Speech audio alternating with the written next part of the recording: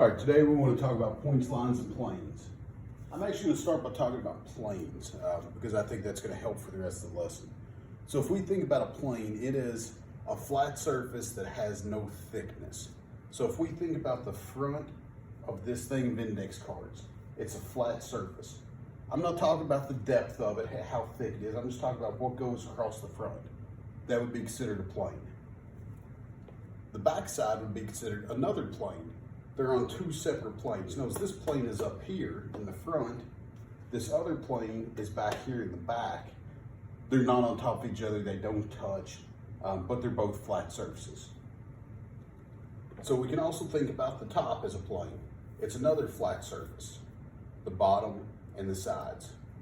So typically a cubic type shape, such as a box, index cards, that would be considered 6 different planes. Each the top, the back, and all 4 sides would be part of the plane. So if we think about this marker board is a big flat plane.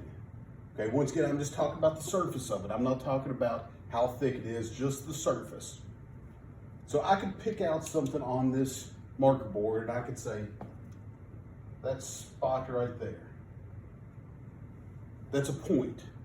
I could say, if I said point to a place on the marker board, you would point with your finger. Well, we're pointing at a certain spot or a point. In this case, I'm going to call this A. All right, if we're going to label this, we would call this, if we were going to write it out, we would call it point A. Okay, I may have another point. This thing could be anywhere I want it to be. I could say point to another spot. You point over here. And I'm going to call this one B. So now we have point A and we have point B.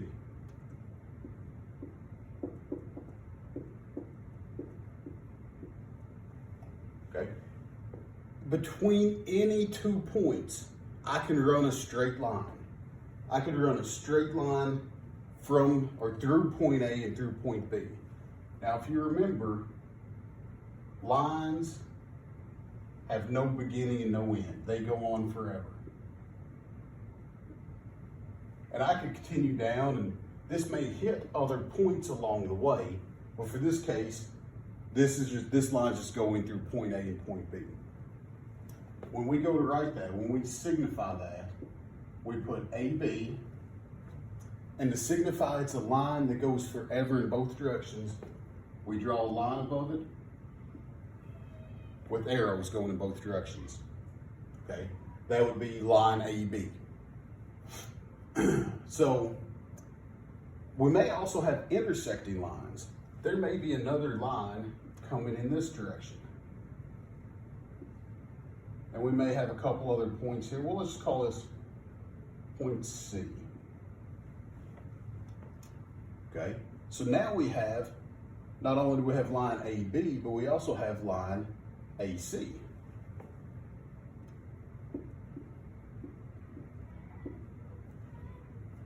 And if I were to ask you where these 2 lines, line AB and line AC intersect, they intersect at point A. Okay, we may want to talk about a certain part of a line. We may want to talk about from this point down to this point.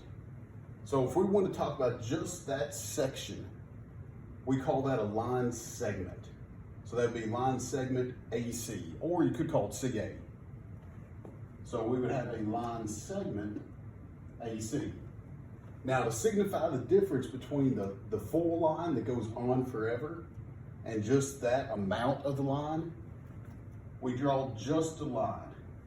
Notice it doesn't have arrows at both ends, meaning we're talking about just that section. Okay? We may want to talk about another part of it. We may want to start at point B and talk about from this point forever. We call that a ray, R-A-Y. So if we're talking about from B all the way, and we're just going to keep on going, we call that, well, hang on, let me go back. Let's say we're going to talk about A. through B all the way forever. We're talking about line AB, but since we're starting at A and we're going all the way to the end, we start at A, we go through B, and it goes forever. So that would be ray AB. All right, the last thing I want to talk about is the plane and how we label those. So we understand this is just one big plane, this marker board. Sometimes you may see them drawn out. Imagine that's a perfect rectangle. So now on this plane, and notice the plane I drew is the same as the plane of the marker board. I just wanted you to see what it would look like on a worksheet. We've got two lines that sit on the plane, okay? On these lines, we've got 3 different points. We've got point A, point B, and point C. You may also see something over here,